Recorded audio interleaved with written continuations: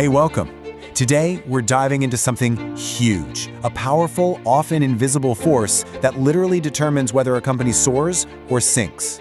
We're talking about organizational culture. Think of it as the secret engine running behind the scenes, powering everything. So, let's connect the dots. So let's just get right to it. I want you to ask yourself this right now. Is your company's culture an asset or is it a liability? I mean, really think about it. Is it a rocket ship blasting you towards your goals? Or is it a massive anchor just dragging you down and holding you back? Because honestly, the answer to that question changes everything. And this right here, this is the big idea we're going to unpack. For so long, people thought of culture as this, this nice-to-have thing, right? Some fluffy HR initiative. But no, the top companies get it. Culture isn't just linked to performance, it drives it. It's not the result of being successful, it's the engine that creates the success in the first place. Okay, so that sounds great, but how does it actually work? Let's break it down and look at the real, tangible results a winning culture can produce. We're not talking about just fuzzy feelings here. We're talking about real money, real results, and building an organization that's truly built to last. And yeah, let's talk numbers, because they don't lie.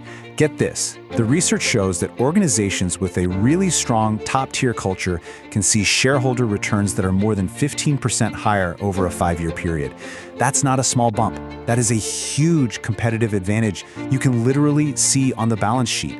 It's the difference between just being in the game and, well, winning it.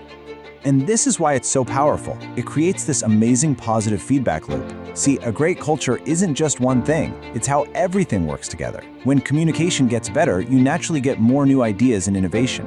That new energy boosts performance across the board. And when you're winning, guess what? The best people want to join you, and your current team wants to stay.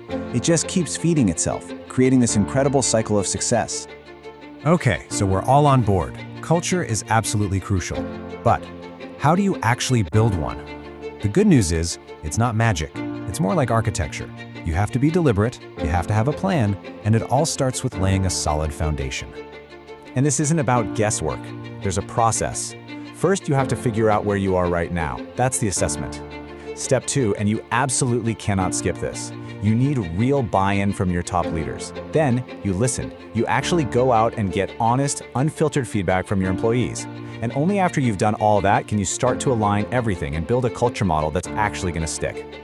Let's be really clear about this. It all has to start at the top. If your leaders aren't living and breathing the culture you want, it's dead on arrival. Period. Their actions speak way louder than words. They send the signal to the whole organization that, hey, this is for real. This is important. Without that, it's all just talk. Nice words on a poster in the break room that nobody ever reads. All right, now we get to a really fascinating part of this whole thing. See, culture isn't something you just set and forget. It's alive, and it's constantly in this tug-of-war between two opposing forces, the things that boost it up and the things that are actively trying to kill it. And your job is to manage that balance. And you can really see that battle right here. On one side, you've got your culture boosters. Think about celebrating even the small wins, keeping people motivated and having really clear belief statements. But on the other side, you've got the culture killers. These are the nasty things like old negative habits that just won't die, or clunky systems that get in everyone's way, and those unresolved clashes that just suck the life out of a team. It's a constant fight to make sure the right side is winning. So here's the crucial point. You can't just sit back and hope for the best. Building a great culture means you have to be an active gardener. You've got to constantly feed and water the good stuff, the boosters, but you also have to be ruthless about finding and pulling out the weeds, those culture killers, before they completely take over the whole garden. Okay, so let's say you've done the hard work of building a great culture. Awesome, but now comes the final challenge, and maybe the most important one. How do you make it last? How do you weave it so deeply into the fabric of your company that it just becomes the way we do things around here? Part of your very DNA. Well, here's the game plan. You start by baking it right into how you hire people. Then, you take that awesome internal culture and you turn it into your external brand. And maybe most powerfully, you empower your own employees to be your biggest advocates, your internal marketers who tell the world why it's so great to work there. I really love this quote because it completely flips the script on recruiting, doesn't it? It says, hey, skills are important, of course, but what's really important is finding people who have the same personality as our company.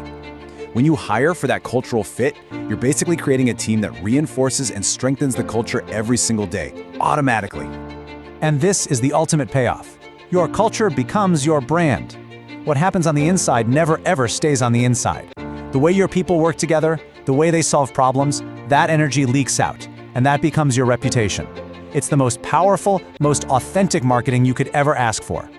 So when you look at the whole picture, building a winning culture is really about connecting all these different dots, right? From your leadership's actions to who you hire to what you celebrate, it all has to line up.